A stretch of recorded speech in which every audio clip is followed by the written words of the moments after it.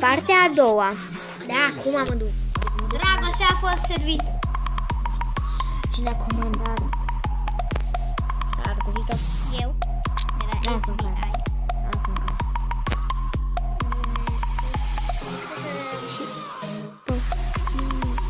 Scuzați. O să ridic. Nu, lăsați că o să ridic eu. Dați-mă puțin. La revedere. O zi frumoasă, să aveți și o seară frumoasă. Iar soția voastră să ară parte de, numai de necazuri. Ce ai zis? Nimic. La revedere. Mi s-a părut că a zis ceva de soția mea. Da. Iubitele? Da. O urăsc pe acea doamnă, ospătăriță.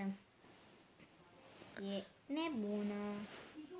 Mă iubește. Da, am văzut. Dar eu iubesc pe altcineva. Pe cine? Pe tine. Asta da.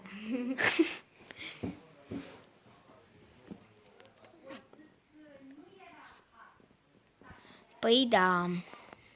Poftă bună. Mersi, la fel. E foarte bun vinul ăsta.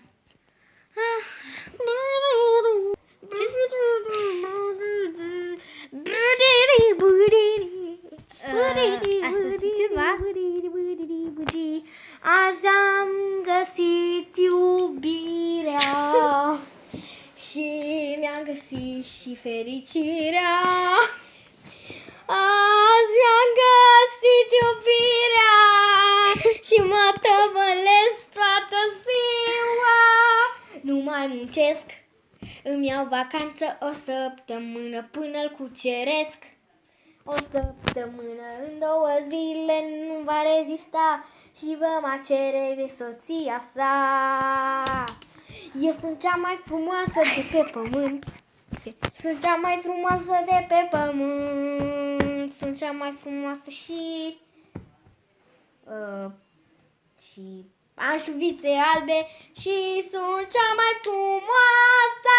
Și nu te merită pe tine bărbatul ăsta frumos. Pe mine mă merită și tu nu ai niciun drept să îmi spui acum. Wow! Ok.